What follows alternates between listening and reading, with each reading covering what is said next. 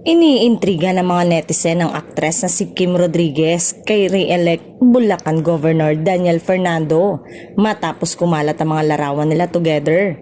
Sa nabanggit na larawan ay makikitang may hawak na bouquet of flowers si Kim katabi ang gobernador ng Bulacan. Mapapansin namang tila nakaakbay ng bahagya si Gov Daniel kay Kim kung saan makikitang nakadantay ang kamay ng gobernador sa kanang balikat ng aktres. Sa likod nila ay makikita namang ang isang dilaw na luxury car.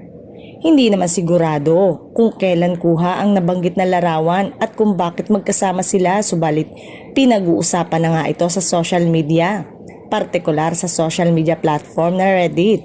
Pero ang mas nakakaloka, ang caption at post tungkol dito.